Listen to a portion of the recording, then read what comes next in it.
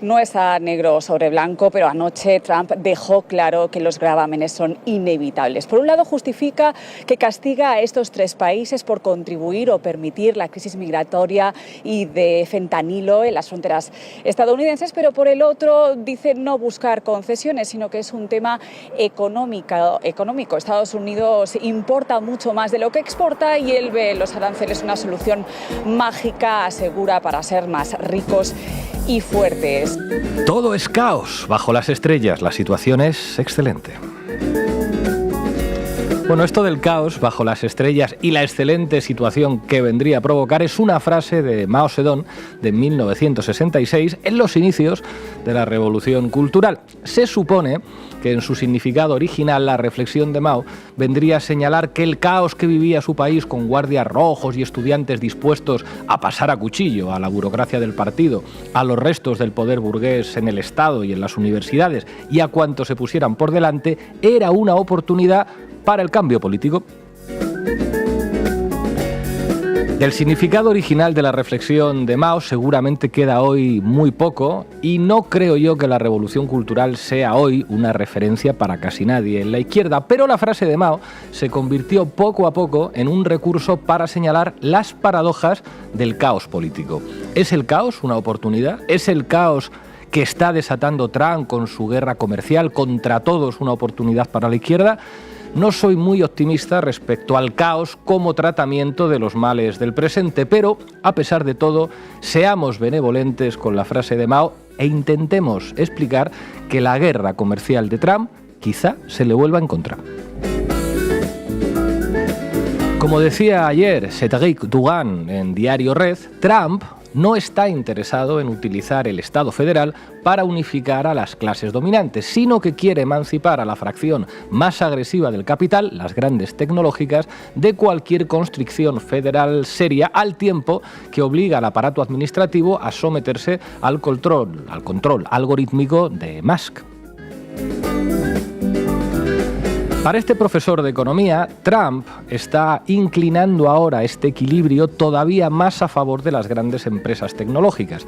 Pero su plan no acaba ahí. Quiere también privatizar la creación del dinero. De hecho, dio instrucciones a los reguladores para que impulsaran la inversión en criptomonedas, al tiempo que impedía a los bancos centrales desarrollar sus propias monedas digitales. Estamos hablando nada más y nada menos que de privatizar la creación de dinero.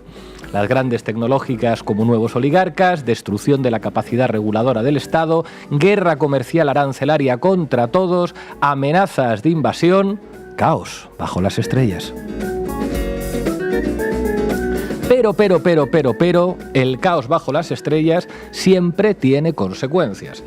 ¿La remodelación de la relación entre el capital y el Estado se recibirá tranquilamente en los Estados Unidos? ¿La creciente concentración de poder en manos de los tecnooligarcas es inevitable? ¿Van a subordinarse todos los países a las tecnológicas estadounidenses? Pues miren ustedes, no necesariamente, y mucho ojo con el país de Mao Zedong o Mao Zedong. En China, las grandes empresas tecnológicas tienen mucho poder, pero se adaptan a los objetivos de desarrollo fijados por el Estado. ¿Podría imaginarse una política digital no alineada cuyo objetivo consistiera en la creación de un espacio económico situado al margen del control de los monopolistas en el que puedan desarrollarse tecnologías alternativas? Hoy en Europa no son pocas las voces que hablan de estrechar relaciones, sí, con China. Frente a los aranceles y frente a los monopolios de Trump, no es descartable que aparezca en muchos países una suerte de proteccionismo digital consistente en la denegación del acceso a las empresas tecnológicas estadounidenses y el desmantelamiento de sus infraestructuras. ¿La tecnología china podría ser una alternativa para muchos? No lo duden, todo es caos bajo las estrellas. Bienvenidos y bienvenidas a La Base. La Base, con Pablo Iglesias, Irene Zugasti, Manu Levín e Ina Afinogénova. Bueno, hoy en La Base analizamos la guerra contra todos de Donald Trump. Irene Zugasti, ¿Qué nos traes? Bueno, pues el fin de semana le ha cundido mucho a Trump y amigos, así que vamos a analizar un poco cuáles han sido esas medidas, territorio por territorio, qué consecuencias tienen y qué respuestas ha recibido de momento. Manu Levin me ha dicho un pajarito que hoy utilizas como método de análisis sobre lo que está haciendo Trump, lo que dicen del problema arancelario los medios trumpistas y los medios no tan trumpistas. ¿Cómo a partir de ahí podemos sacar conclusiones, no? Efectivamente, en este caso creo que no se trata tanto de un eje izquierda-derecha o de medios de derecha frente a medios progresistas, sino de medios que representan diferentes sectores de la propia clase dominante en Estados Unidos, y esas contradicciones son las que afloran pues, en los discursos mediáticos. Vamos a intentar analizarlo. Ina Finogénova, creo que nos vas a hablar del USAID o del fin del USAID, ¿no? Un hecho histórico, el fin de la USAID, dicen Trump y más que es una organización criminal. Razón no les falta, pero bueno, no precisamente por lo que ellos dicen, porque es, ¿no? Entonces vamos a ver por qué la cerraron y no sé, reflexionar sobre en cómo va a gastar ahora Estados Unidos sus fondos en golpes y revueltas populares y revoluciones de colores y todo eso, porque eso seguirá, obviamente. Evidentemente, eso es marca de la casa. Hoy conectamos con Estados Unidos. Ahí está Estefanía Veloz. Arrancamos, Xavi. La base de datos. Informa Irene Zugasti. Todo tuyo, compañera. Pues nada, aranceles para todos. El presidente de Estados Unidos, Donald Trump, firmó este sábado la orden ejecutiva a través de la cual impuso aranceles del 25% a México y a Canadá, así como del 10% para China. La orden, emitida este sábado por Trump, incrementa los aranceles a todos los productos de México, de Canadá y de China que lleguen al mercado estadounidense, excepto un arancel del 10% que se aplicará al petróleo de Canadá, porque con el petróleo, ya saben ustedes, no se juega tanto y la necesidad manda. Según la Casa Blanca, la orden ejecutiva además no dudará en aplicar un mecanismo para aumentar incluso todavía más esos aranceles si estos países adoptan contrarréplicas en su defensa. Para justificar el alza arancelaria, Trump declaró emergencia económica y se justificó en la guerra contra el crimen. Según él, los gobiernos de México y Canadá no cooperan con Estados Unidos en su lucha contra las drogas, el fentanilo en concreto, y contra la migración ilegal, respectivamente. Les venimos contando cómo ya, desde antes de su toma de posesión como presidente de los Estados Unidos, Trump fue colocando este argumentario sobre la responsabilidad mexicana en la crisis del fentanilo, anunciando que iba a considerar a los cárteles del narcotráfico, atención, organizaciones terroristas extranjeras. O sea, que ellos, pobrecitos estadounidenses, son asediados por México, Canadá y por China, que inundan Estados Unidos de fentanilo. Aunque para sostener este argumentario, ya se lo hemos contado en la base alguna vez, hayan tenido que ir, pues, por ejemplo, al New York Times para construir bulos sobre laboratorios en Sinaloa o criminalizar a millones de migrantes mexicanos. Todo lo que sea, menos asumir que la crisis de los opioides en Estados Unidos es porque la mayoría fueron recetados en su momento legalmente por un médico y que es la consecuencia, bueno, pues del American Way of Life, sanidad privada, sindicalismo perseguido, subempleo, 40 millones de pobres, en fin. La reacción mexicana no se ha hecho esperar. En un claro tuit publicado ayer, la presidenta de México, Claudia Sheinbaum, replicaba a Trump y le recordaba los datos. Si en algún lugar hay una alianza criminal, es en las Américas de Estados Unidos, que proveen de armas a los criminales. Sheinbaum también le decía a Estados Unidos que si querían atender el problema sanitario del consumo de este tipo de drogas, podrían abordar la venta de estupefacientes y el lavado de dinero que generan, o empezar, por ejemplo, por dejar de prescribir de forma indiscriminada pero legal estos opioides sintéticos y abordar el problema de salud pública que tienen en su país. No suenan mal como ideas, ¿verdad? Aparentemente no, vaya.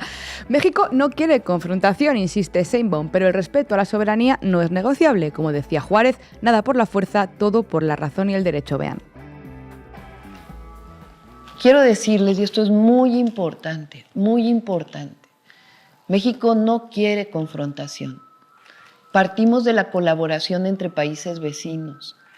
México no solo no quiere que el fentanilo llegue a Estados Unidos, sino que no queremos que llegue a ninguna parte.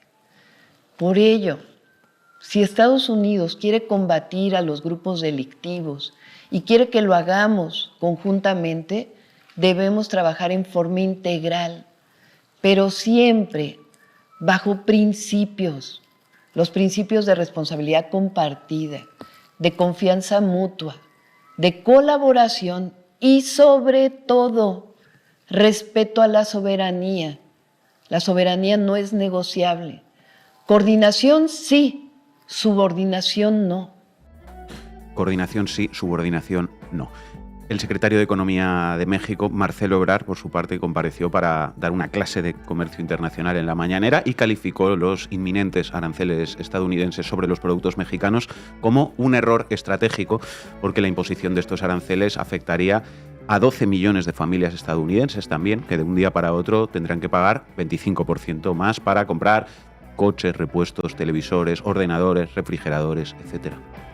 Pero México no ha sido el único país vecino en reaccionar a la fiesta arancelaria. Canadá, que tiene a Trudeau en horas bajas, ha respondido, digamos, marcándose un petro. Canadá responderá a la acción comercial de Estados Unidos con aranceles del 25% contra productos estadounidenses por valor de 155.000 millones de dólares. Van duros los canadienses. Bueno, a tope. Y esto incluiría aranceles inmediatos sobre productos a partir del martes, además de luego seguidos por aranceles adicionales sobre productos estadounidenses por valor de 325.000 millones de dólares en 21 días, para permitir que las empresas y las cadenas de suministro canadienses puedan buscar alternativas, mientras alcanzaría a productos, por ejemplo, como el vino, la cerveza, los zumos de frutas, la verdura, la ropa, pero ojo que Trudeau también advirtió directamente a la ciudadanía estadounidense sobre el riesgo de un acceso asequible a bienes vitales y cruciales para la seguridad de Estados Unidos, como el níquel, la potasa, el uranio, el acero o el aluminio.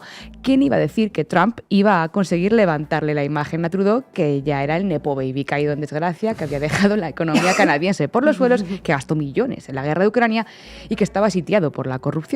Y seguimos con las reacciones porque Marco Rubio, recuerden, secretario de Estado y representante de la derecha latinoamericana trumpista, ha ido el sábado a visitar el Canal de Panamá y tener unas palabras con el presidente José Raúl Mulino. Y aquí luce que a alguien se la han colado. El presidente de Panamá, José Raúl Mulino, reiteró nuevamente la intención de su nación de mantener el control del canal tras charlar de buena fe, digo literalmente, con el secretario de Estado Marco Rubio durante su visita. No hay duda de que el canal está operado por nuestro país y seguirá siendo así. No creo que haya ninguna discrepancia en eso. Pero Mulino reconoció las ansiedades de Estados Unidos y se comprometió a no renovar el acuerdo de la iniciativa del Cinturón y la Ruta con China. El memorando de entendimiento de 2017 sobre la iniciativa del Cinturón y la Ruta de la Seda no será renovado por mi gobierno, añadió. Recordemos que Rubio, en su primera visita oficial al exterior en el cargo, ya advirtió al presidente Mulino sobre posibles acciones de Estados Unidos en Panamá si no reducía la influencia china en torno al canal. Aunque Panamá es dueño del canal, una empresa china opera en puertos de ambos lados. Vamos, que sí, Vina, que se la han colado. En este caso, podríamos decir que Panamá se ha hecho un Groenlandia. Es decir, soberanía sí, pero poco, señor Trump. Aquí tiene un admirador, Panamá, un amigo, un esclavo, un siervo, como decía José Luis López Vázquez. Pero mi pregunta es, ¿y China qué dice de todo esto? ¿Todo es caos bajo las estrellas? China, feliz año de la serpiente, por cierto, recién estrenado, ha anunciado que presentará una queja formal ante la Organización Mundial de Comercio y que tomará las contramedidas correspondientes para salvaguardar firmemente sus propios derechos e intereses. Según el portavoz del Ministerio de Comercio chino, la imposición de aranceles, justificada por Estados Unidos como una respuesta a lo que comentábamos del fentanilo y de los déficits comerciales, constituye para China una grave violación de las reglas de la Organización Mundial del Comercio, de la OMC. De todos modos, el comercio de China con el subglobal ahora representa más del 50% de lo que exporta, lo que en realidad mitigaría bastante el impacto de los aranceles adicionales que les ha impuesto Estados Unidos. Y nos quedaría Cuba. Donald Trump ha decidido revocar los cambios de última hora en la postura de su antecesor Joe Biden respecto a Cuba y ha anunciado la vuelta a una política dura entre ambos países, comenzando por mantener al país caribeño en su lista de países patrocinadores del terrorismo. Por si alguien lo dudaba, Estados Unidos anunció una medida que prohíbe las transacciones con las compañías controladas por el régimen cubano, dicen, que actúan en nombre de los servicios militares de inteligencia y de seguridad de la isla. No olviden de dónde viene Marco Rubio, al fin y al cabo. El presidente Díaz-Canel ha contestado con un comunicado en el que afirma que este anuncio posiblemente sea también la antesala de otras medidas que el equipo a cargo de Cuba en esta administración Trump tiene diseñadas desde el año 2017 para poder endurecer más aún el cerco contra la isla en busca de una confrontación bilateral y asfixiar económicamente aún más a Cuba. Y para terminar esta fiesta de los aranceles nos queda una última mención a los BRICS, porque Trump aseguró también este fin de semana que Estados Unidos no permitirá que le hagan sombra mucho menos con esa idea que resuena sobre la creación de una moneda alternativa al dólar para las transacciones internacionales, ni tampoco mediante el respaldo a divisas que desafíen al dólar. Trump ha amenazado con imponer aranceles del 100% y excluir a estos países del mercado estadounidense si persisten en estos intentos. Si es que, Manu, cuando un fin de semana te cunde trabajando, te cunde, de verdad. Por eso también le ha dado tiempo a meter en vereda a Europa. Así que Bruselas calienta que sales, porque preguntado por si pondría aranceles a su socio al otro lado del Atlántico, Trump decía que, por supuesto, porque Europa le había tratado muy mal. Mientras, Kaja Kallas, en Bruselas, en otro gesto de soberanía europea de la buena, le ha pedido a Trump que, por favor, no se lo ponga tan fácil a China.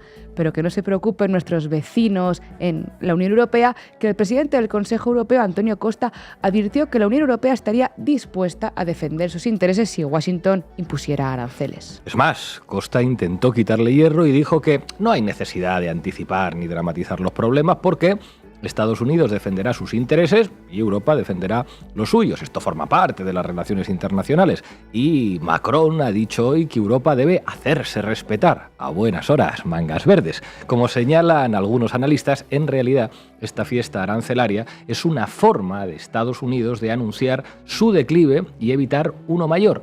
Si la era del dominio estadounidense y euroatlántico se agota, pues toca pelear a cada uno por lo suyo.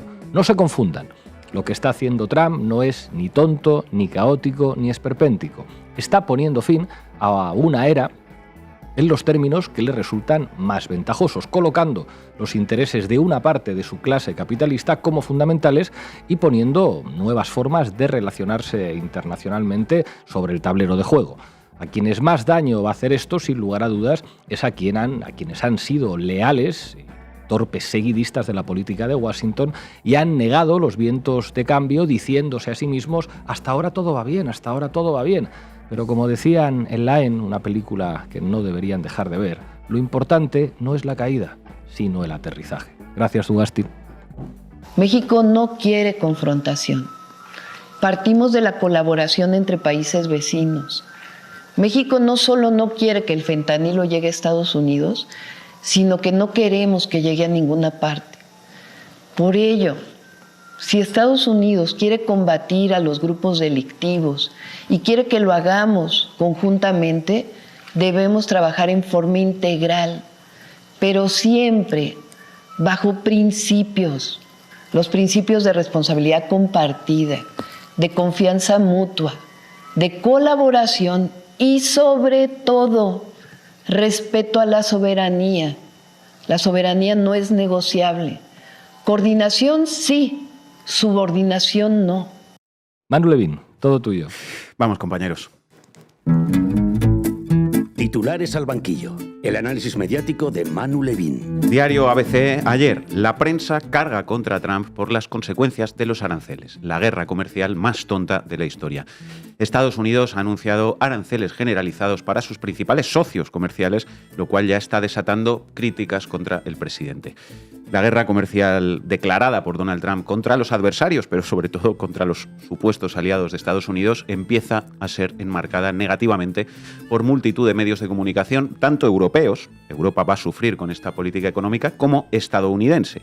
Además de su clase trabajadora, que esa no está representada mediáticamente, determinados sectores del poder económico de Estados Unidos, que sí lo están, también van a sufrir, mientras que otras corporaciones mediáticas defienden abiertamente los aranceles y demás decisiones ejecutivas de Trump, tanto por una inercia ideológica quizá, como por motivos que tienen que ver con la defensa de los intereses de otros determinados sectores de la élite capitalista que sí van a salir ganando con estas políticas. Porque no es que la prensa carga contra Trump, así en general, como titulaba el ABC, más bien habría que decir que hay un choque de discursos mediáticos sobre la guerra comercial trumpista y que lo que dibuja ese choque es un conflicto que se da entre diferentes, como decíamos, sectores de la clase dominante. Lo que llamamos oligarquía nunca es un ente homogéneo en ningún país, sino que está compuesta de diferentes sectores capitalistas y sectores económicos que pueden tener intereses de clase comunes, por supuesto, pero también pueden tener contradicciones e intereses enfrentados entre sí. Cuéntanos qué empresas mediáticas están tomando posturas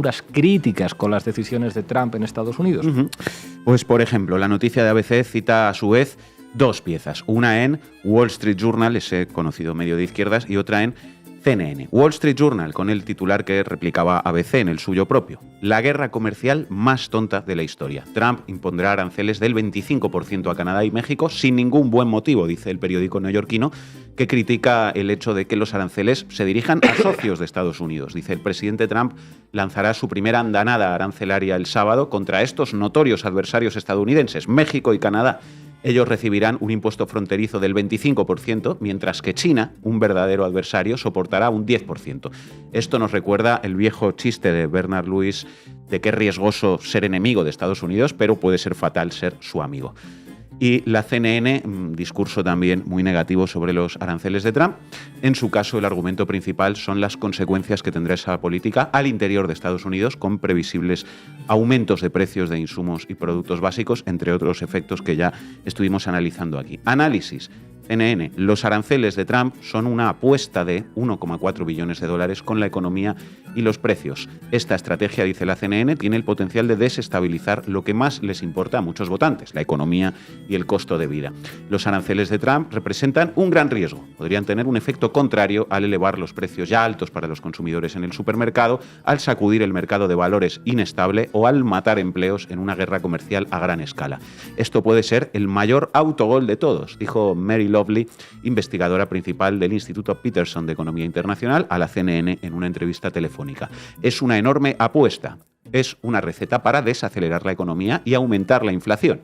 Imponer aranceles generales a Canadá y México podría causar un caos en la cadena de suministro en la economía norteamericana interconectada, dice la CNN, llevando a precios más altos. Imponer aranceles de hasta el 25% a nuestros socios comerciales más cercanos corre el riesgo de diezmar la potencia económica de América del Norte, de la cual depende Estados Unidos. ¿Por qué querrías quemar tu propia casa?, dijo Christine McDaniel, exfuncionaria comercial en el gobierno del presidente George Bush, que ahora es investigadora principal en el Mercatus Center de la Universidad George Mason.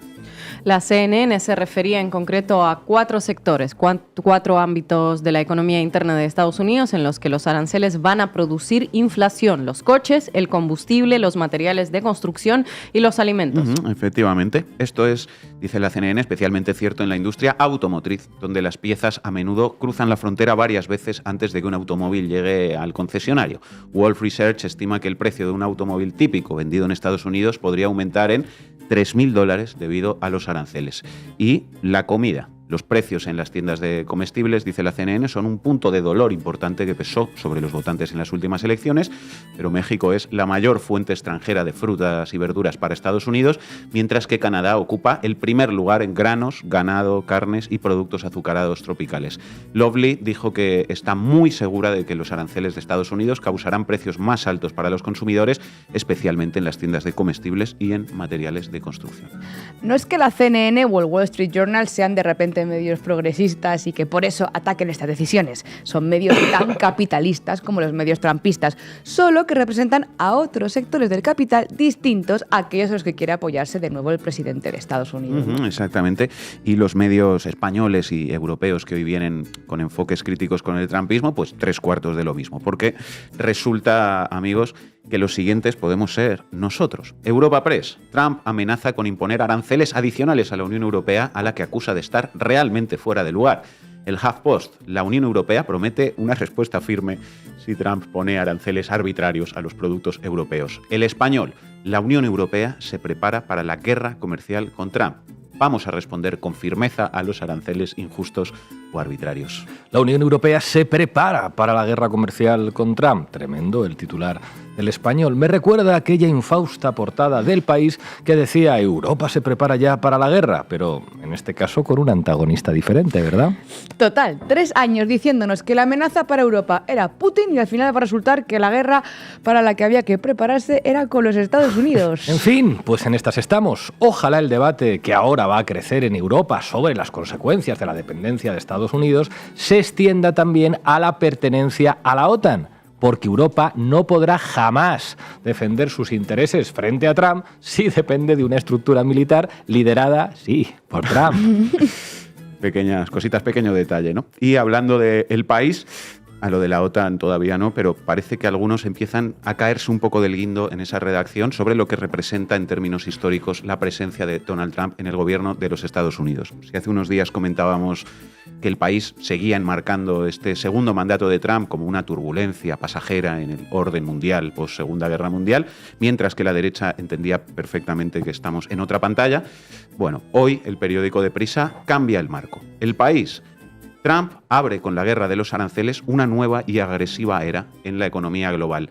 La coerción y la mano dura, dice el país, regresaron este sábado al arsenal armamentístico con el que la Casa Blanca ejerce su poder e influencia en el mundo, que se adentra con la imposición de aranceles del 25% a México y Canadá y del 10% a los productos procedentes de China, en una nueva era económica global caracterizada por la agresividad de su primera potencia. Pues nunca es tarde si la dicha es buena, aunque en este caso la dicha sea la constatación de una nueva era marcada por una mayor agresividad internacional de los Estados Unidos, por si hubiéramos tenido poco ya con Genocide Joe.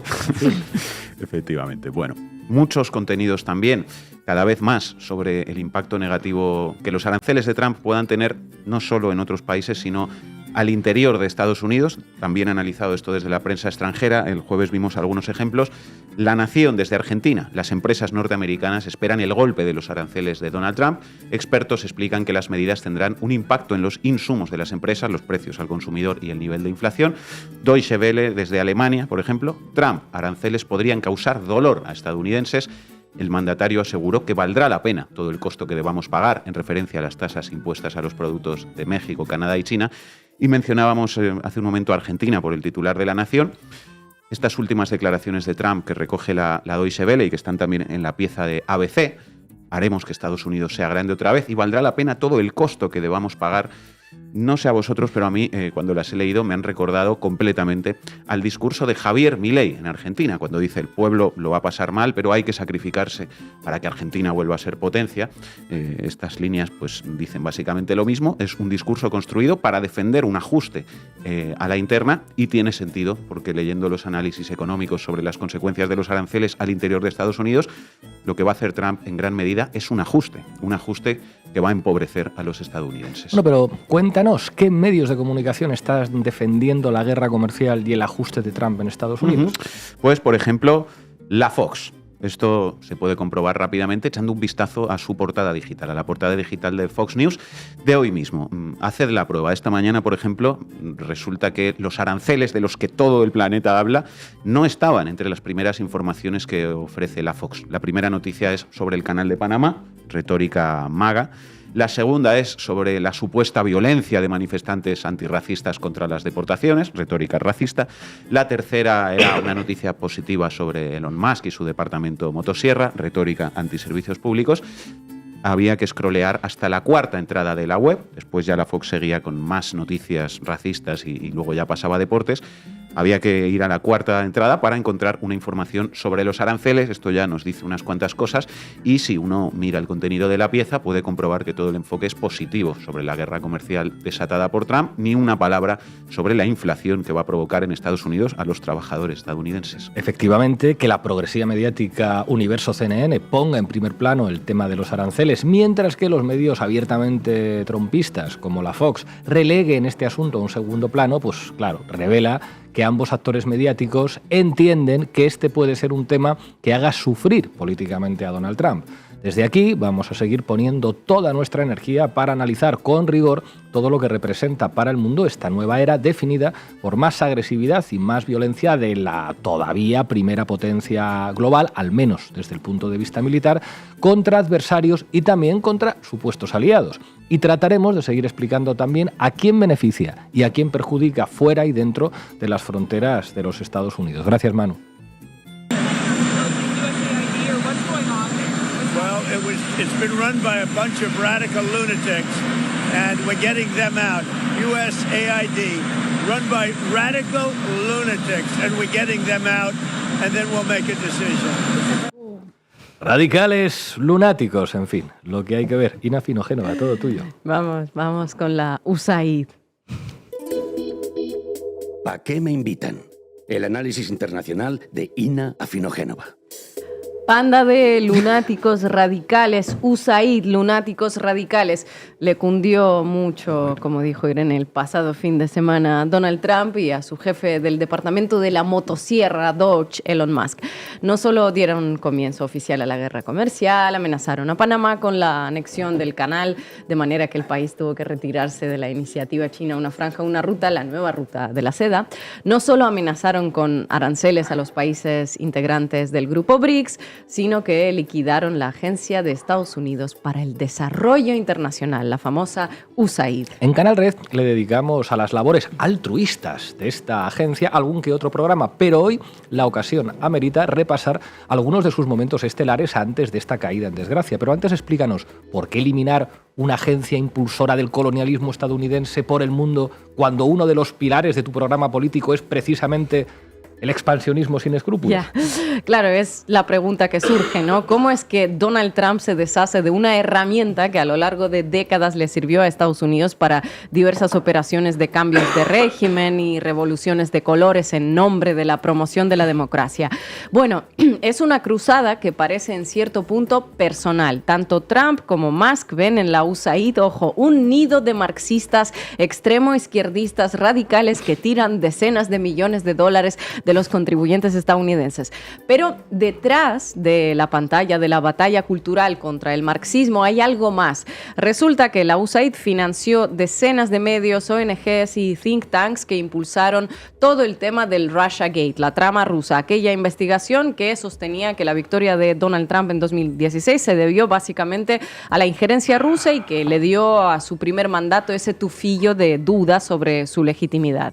Y ahora la venganza por el Russiagate llegó en forma del total desmantelamiento de las estructuras de la USAID, algo que francamente es difícil que no celebremos si se conoce el historial de esta organización. Eso sí, luego de lo equidan, luego de someterlo a una auditoría a cargo del nuevo Departamento de Eficiencia, el denominado Dodge, creado para que Elon Musk ejecute recortes, básicamente. En cuanto comenzó esa revisión, se anunció el congelamiento de toda la asistencia financiera externa por 90 días, lo que suscitó dilemas existenciales para decenas de medios independientes por el mundo y diversos think tanks.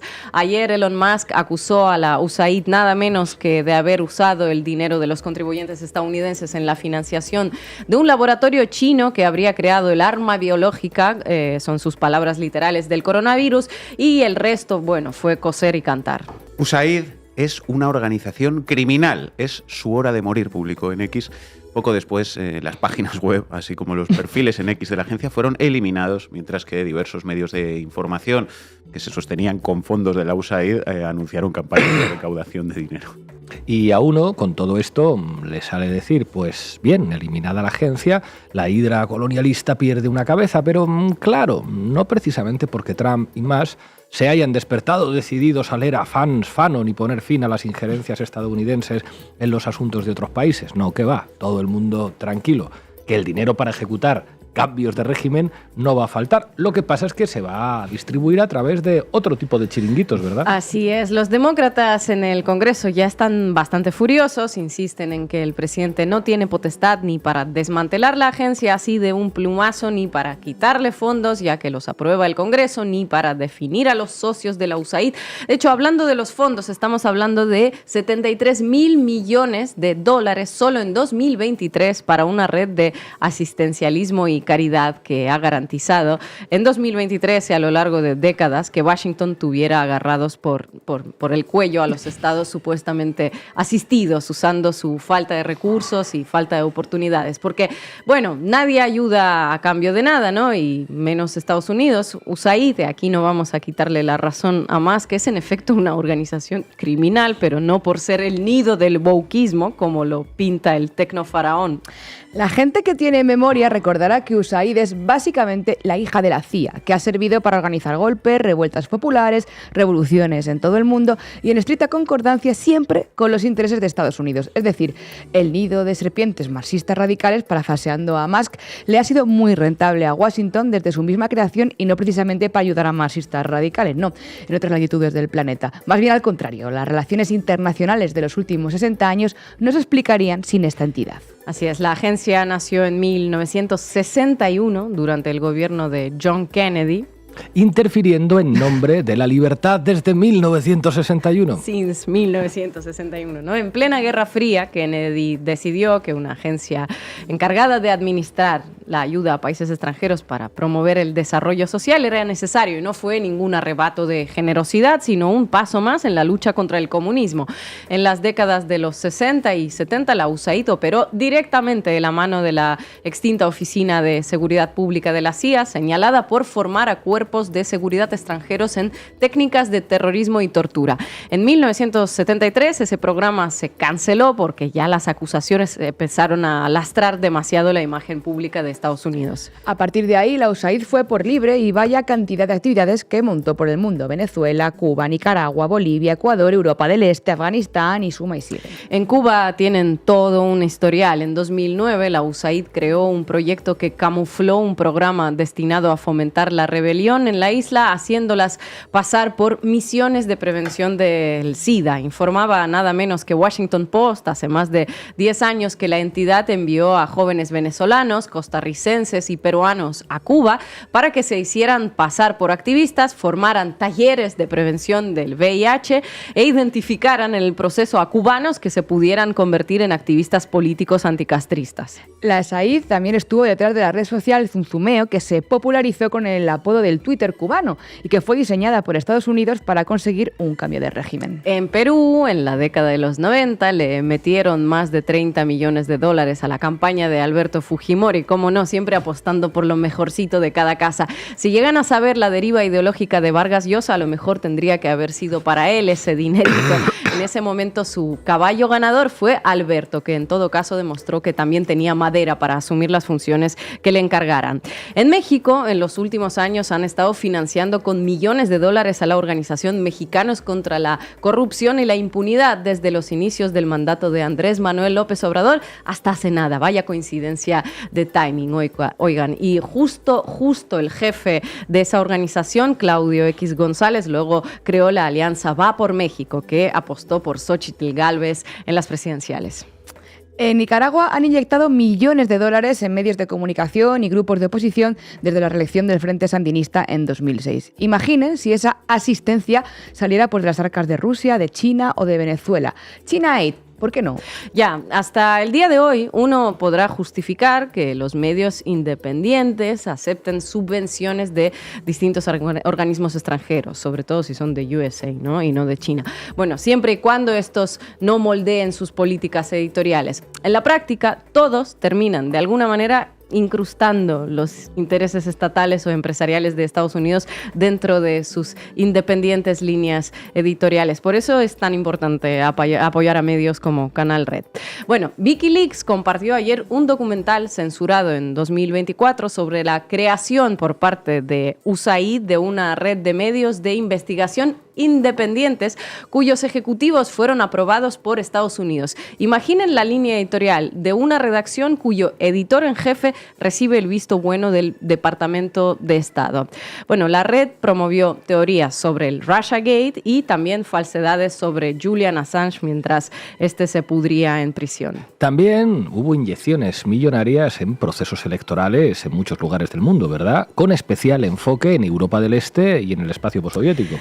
Las revoluciones de colores en Georgia, en Kirguistán, en Bielorrusia, en Moldavia, etcétera. Obviamente Ucrania, todas al margen de la situación interna de esos estados, que en la mayoría de los casos no era precisamente boyante, pues no habrían sido posibles sin esa ayuda al desarrollo que no recibían precisamente quienes más la necesitaban. Un ejemplo, $26 millones en las recientes elecciones en Georgia, las mismas elecciones que dieron por ganador a un partido que tildaron de prorruso, lo que desencadenó meses de protestas. Una sola subvención de $26 millones, imagínense todo lo que se puede hacer con esa financiación. Y todo, por supuesto, en aras de fortalecer la sociedad civil, las redes democráticas, etcétera, etcétera. Pero nunca fue caridad ni ayuda, sino que siempre se trató de canalizar el descontento social para impulsar cambios políticos que convenían a Estados Unidos. ¿Y eso qué es? Pues colonialismo puro y duro. Vaya con el nido de marxistas radicales que acaban de desplumar. En fin, ahora Yo pregunto, ¿quién va a hacer ese necesario trabajo para los Estados Unidos? ¿Quién va a crear marcos argumentativos para las intervenciones, las anexiones con las que amenazan y las guerras comerciales? ¿Cómo van a alcanzar los pueblos del mundo la democracia que más le gusta a los Estados Unidos? Cuéntanos. Pero espérate, Pablo, porque todavía quedan en Estados Unidos primas de la USAID nacidas para ayudar a cada rincón de la humanidad. Por ejemplo, la NED, National Endowment for Democracy, que de momento no se toca, aunque bueno, quién sabe, ya Elon Musk ya la está atacando en su cuenta de X. Fue creada en los años 80 y tildada de brazo civil de la CIA. Tiene a su vez toda una red de hijitos, institutos afiliados, think tanks y medios, obviamente, unos que suenan más neoliberales, otros socialdemócratas, todos al servicio de los valores tradicionales del mercado. El Instituto Republicano Internacional, el Instituto Nacional Demócrata para Asuntos Internacionales, el Centro para la Empresa Privada Internacional, el Centro Americano para la Solidaridad Laboral Internacional, Radio Free Liberty, La Voz de América. Bueno, parece que a todos ellos les tocará arrimar el hombro a partir de ahora para llenar ese hueco dejado por sus compañeros de la USAID. Seguro que se esmeran en lograrlo. Tendrán que currar el doble ahora mismo, que todavía quedan muchos marxistas radicales en el mundo contra los que luchar, hasta que Trump, Musk y el Departamento de Eficiencia encuentren la manera más eficiente, valga la redundancia, de financiar golpes y cambios de régimen a su gusto y al de las barras y las estrellas. Gracias, Ina. Las alertas que está marcando Estados Unidos si Panamá no toma medidas en cuanto al canal. Durante la reunión que mantuvo con el presidente José Raúl Mulino, el secretario de Estado norteamericano cuestionó el status quo del actual tratado y alertó sobre la amenaza que representa la influencia del Partido Comunista Chino en esta zona. Bueno, hoy nos acompaña Estefanía Veloz, que está en Estados Unidos. Estefanía, queremos preguntarte por el Plan B de México anunciado por Claudia Sheinbaum y por cómo puede afectar a los mexicanos y mexicanas esta nueva guerra comercial con Estados Unidos. Cuando Trump finalmente impuso los aranceles de 25% a Canadá y México, uno de sus argumentos no fue solamente el tráfico de sustancias, sino lo que él llamó el maltrato comercial que le había dado Canadá y México a Estados Unidos. Pero para entonces la presidenta Claudia Sheinbaum ya había dicho que tenía un plan A, un plan B y un plan C, porque anunció que en el 2024 el comercio bilateral entre México y Estados Unidos superó los $800,000 millones, pero si la excusa era el fentanilo y los cárteles, entonces la presidenta Claudia Sheinbaum plantea responsabilizar a Estados Unidos por dos cosas. Primero, por el consumo, porque se sabe que Estados Unidos consume más drogas ilícitas per cápita que cualquier otra nación en el mundo y alrededor del 6% de la población estadounidense en este momento la consume regularmente. La presidenta también señala a Estados Unidos como el país que envía las armas con las que se arman los cárteles que consideran terroristas, que son 17 millones de armas estadounidenses registradas por la Secretaría de Relaciones Exteriores. Incluso con un arancel del 25%, muchos productos mexicanos podrían mantener una ventaja significativa en el mercado estadounidense, y esto se debe principalmente a la marcada diferencia que es conocida, los costos laborales. Básicamente se argumenta que si la producción de un artículo en México cuesta $100, de los cuales obviamente una porción significativa corresponde a la mano de obra, este mismo producto elaborado en Estados Unidos podría costar hasta $400 o más, incluso después de sumar el arancel del 25% a la producción mexicana, que daría más o menos $125. No hay que ser economista para entender que sigue siendo sustancialmente más viable que su equivalente estadounidense producir en México. Además, las empresas mexicanas tienen una flexibilidad de ajustar sus márgenes de utilidad, optimizar sus procesos de producción y también tratar de buscar eficiencias. Esta es la información oficial del gobierno mexicano, porque esto sirve para absorber parte del impacto arancelario sin perder la ventaja competitiva. Y entonces el plan B de la presidenta de responder con tarifas espejo, aunque Trump en este momento está diciendo que no afectaría a Estados Unidos, que claro que sí lo haría, porque México tiene planes para imponer aranceles específicos de 25% a productos estadounidenses como una estrategia evidentemente de presión política, todo mientras intentamos mantener nuestra estabilidad económica en México, entendiendo la ubicación geográfica, porque nadie pues elige a sus vecinos. Y los sectores afectados van a incluir maíz, cerdo, fruta, gasolina, entre otros, sin mencionar a un sector que es bien importante, que es el distribuidor de aguacate, considerando que los estadounidenses consumen en promedio más de 8 libras de aguacate por año, aproximadamente el triple que a principios del 2000, según información estadounidense, o sea que algo ha cambiado en el consumo estadounidense. Volviendo al tema de los aranceles, la cuestión es que no se sabe si las tarifas van a ser temporales o permanentes, porque si son permanentes vale la pena dar la batalla arancelaria, por supuesto, e incluso prepararse para que aumente un 50% que puede pasar, pero si es temporal tendría que delimitarse una estrategia de diálogo y negociación casi quirúrgica y diplomática como la que ha planteado Marcelo Ebrard, porque los aranceles en Estados Unidos han demostrado no ser eficaces, elevan los precios, no mejoran la economía y pueden incluso desestabilizar el comercio global. Lo sabemos. Porque durante el primer mandato, el aumento de aranceles a China bajo Trump del 3 al 11% solo desvió la producción a otros países sin resolver los problemas fundamentales como el tráfico de fentanilo. Obviamente el consumo no va a disminuir hasta que se hagan cargo de sus adictos sin importar los aranceles. Otra consecuencia es que los productos en Estados Unidos también van a subir de precio y esto definitivamente a la gente no le va a gustar porque votaron por lo contrario. De hecho, parte de las promesas de campaña del republicano era disminuir el precio del huevo, que es uno de los grandes problemas en Estados Unidos y de hecho fue de los grandes problemas de la administración de Biden, cuya docena de huevos asciende a casi $8 en algunos lugares. La respuesta de México se fundamenta en una posición de principios. Otra consecuencia es que los productos en Estados Unidos inevitablemente también van a subir de precio y esto a la gente no le va a gustar porque votaron por lo contrario. De hecho, parte de las promesas de campaña del republicano es disminuir el precio de ciertos productos. Uno muy importante es el huevo. Esto fue de los mayores problemas en la administración de Joe Biden y Trump decía que con él el huevo iba a disminuir, pero eso puede que no suceda, sobre todo en este escenario. Hoy una docena de huevos puede costar de $7 a $8.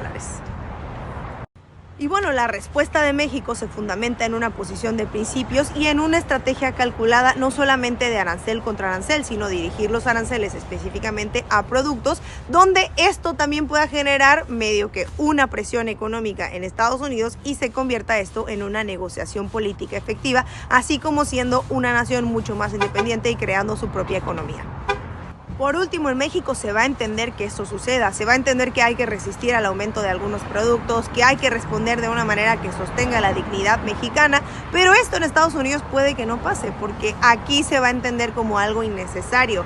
Es un pueblo que votó por alguien que les prometió que ya no iba a haber guerras, que iba a mejorar su economía y que iban a traer a las empresas estadounidenses otra vez a México. Esta estrategia parece no ser eficiente porque tampoco lo ha sido en el pasado y ante esto puede sorprendernos mucho la respuesta de México, que es arancel contra arancel.